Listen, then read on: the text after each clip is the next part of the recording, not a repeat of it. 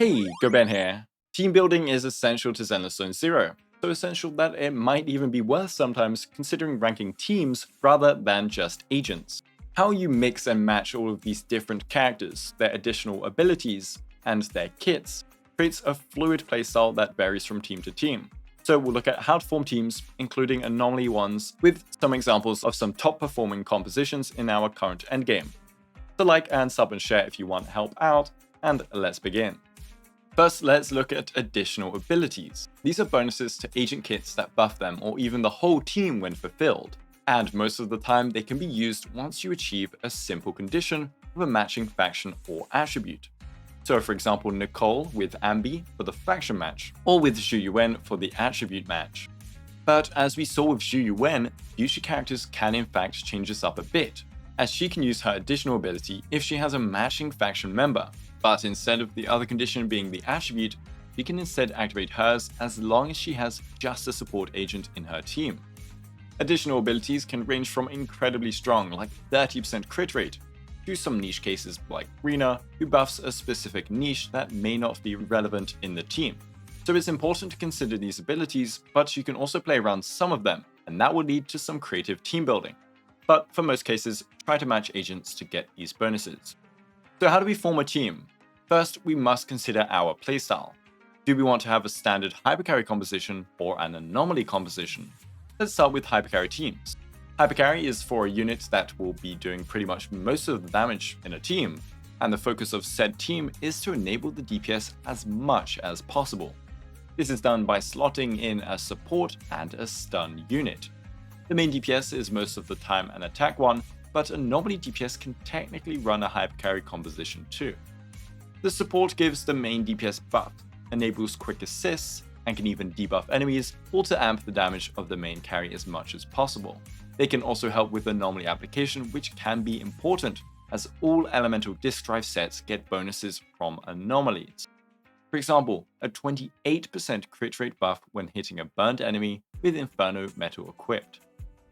The stun unit will daze the enemies for you at some very high speeds, allowing you to hit enemies with that massive stun multiplier.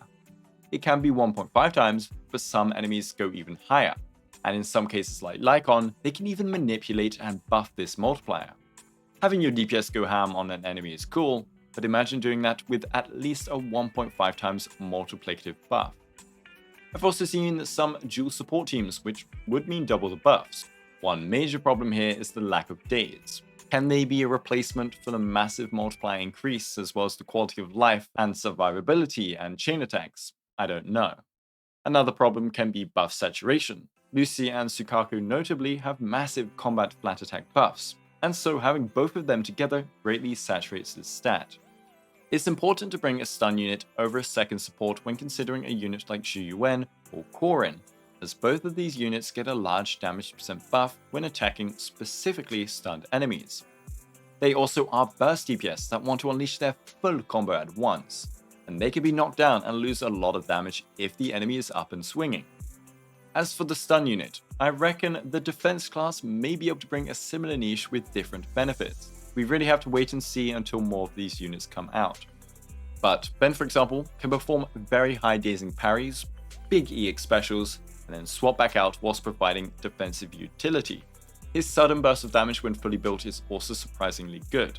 So it's like he's a mini support, stun, and damage dealer, but not the best in anything.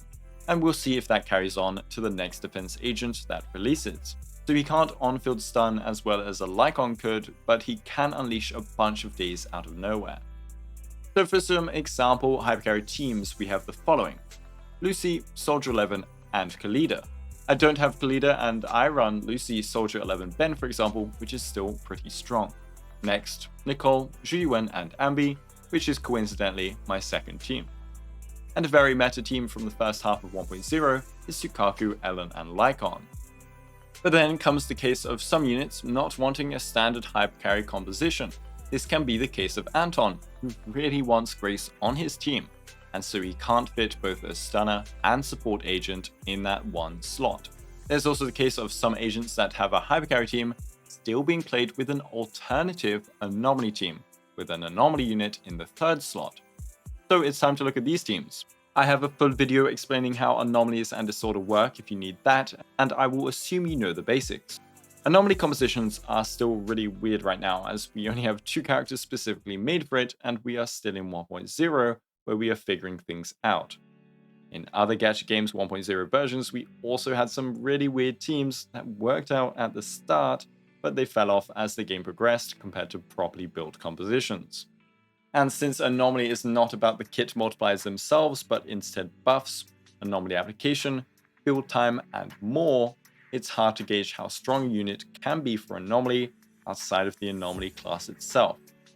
And finally, these teams, because they are so weird, have several variations. The variations I've seen are Attack Anomaly Support, Attack Anomaly Stun, and even Anomaly Support or Anomaly Stun. The theory with the first variations is that people play them as a sub DPS, bringing extra damage over a Daze or support unit. In the case of a support in the 3rd slot, they could be buffed if said support is a multi-buffing one, like Lucy. And in the case of a physical anomaly unit, their flinch debuff increases days taken by the enemies affected, which leads to a bit of compensation for the lack of a dedicated stunner. An example of a composition following variation 1 is Necromata Piper Lucy. Another example would be the very strong shock team of Rena Anton Grace. Back to the first team though. Lucy buffs both Neko and Piper brings assaults and flinch debuffs for the extra days. She also provides assault for Necromata's passive, which is an okay bonus, as well as enabling the Fanged Metal set. If we replace Piper here with Ambi, for example, we'd have some worse uptime on both of these things, as well as the lack of Piper damage. Sure, Neko's passive isn't that strong in a full rotation, and you can run Woodpecker Electro. We would also get more frequent stuns and thus better bursts from Neko herself. But it's these types of team variations that enable new things for agents. Now, if you run an anomaly unit of a different attribute to your attack unit, it becomes a disorder team. And in this case, you'd probably want your 3rd slot to be matching the attribute of your attack agent to ensure your anomaly unit actually has something they can proc disorder off of. We don't have enough units to see many of these compositions, but one that people liked a lot of in the early game was Soldier Lucy Piper, though I haven't seen any proper endgame showcases of this in late critical nodes. The problem with this is attack units are built to crit, which means subpar anomaly damage and thus weaker disorders. You'd probably be better off just running a support and stunner, but we'll wait and see for more showcases and more developed teams in 1.1. And then the 2 anomaly team is just Grace Piper right now, and we gotta wait for more anomaly agents to make different teams in this variation. If running a support, you'd run Rena or Lucy.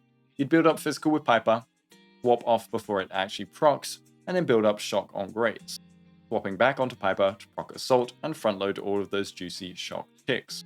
With a support, make sure your buffs are up during all of this application, as anomaly buildup will snapshot stats during each elemental attack. Having a stun unit instead changes your priority. Instead of making sure buffs are up during application, you'd want to make sure most of your big burst disorder combos are during the stunned windows.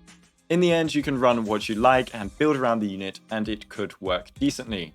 These are all guidelines on making compositions and why they mesh together. We could end up seeing some really weird teams just work, like a double support and stun team that abuses anomaly or something. So whilst these are the ways to build the best teams right now, the game seems to have a lot of variety. Anyways, like and sub and share if you enjoyed this. Thanks for watching, and have a go day.